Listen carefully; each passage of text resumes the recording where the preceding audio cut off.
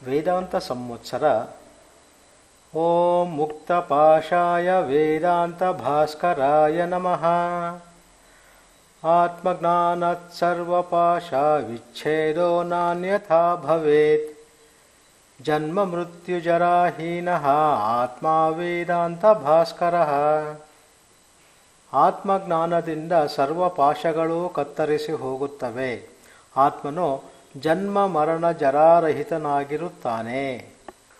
October 13. ಜ್ಞಾನವಾದರೆ ಪಾಶ ವಿಮೋಚನೆ. ಶ್ಲೋಕ. ಅಜಂ ಧ್ರುವಂ ಸರ್ವತತ್ವೈರ್ವಿಶುದ್ಧಂ ಜ್ಞಾತ್ವಾ ದೇವಂ ಮುಚ್ಯತೆ ಸರ್ವಪಾಶೈಃ. ಶ್ವೇತಾಶ್ವತರೋಪನಿಷತ್ 2:15. ಅರ್ಥ: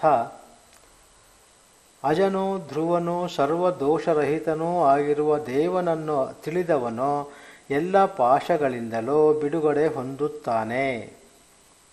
ಇದೊಂದು ಪ್ರಸಿದ್ಧವಾದ ಮಂತ್ರವು.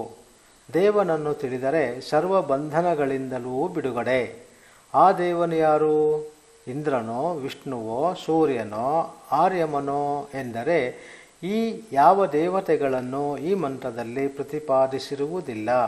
ಹಾಗಾದರೆ ಮುಕ್ತಿಗೆ ಸಾಧನವಾದ ದೇವನ ಜ್ಞಾನವು ಯಾವುದು ಎಂದರೆ ಪರಬ್ರಹ್ಮವೇ ಆ ದೇವನು. ಆ ದೇವನು ನಮಗಿಂತ ಭಿನ್ನನಾದವನಲ್ಲ.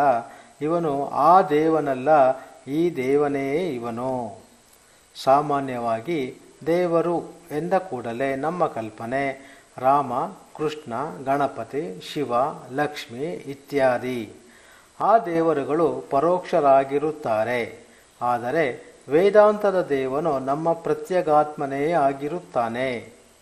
ಇವನು ಅಜನೋ, ಜನ್ಮರಹಿತನೋ, ಧ್ರುವನು, ನಾಶರಹಿತನೋ, ಉಪಾಧಿ ದೋಷಗಳಿಂದ ದೂರನಾಗಿರುವವನೇ ಈ ದೇವನು.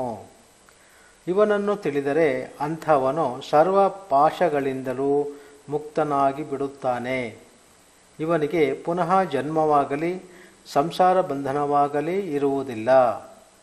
ಓಂ ಶಾಂತಿ ಶಾಂತಿ ಶಾಂತಿ.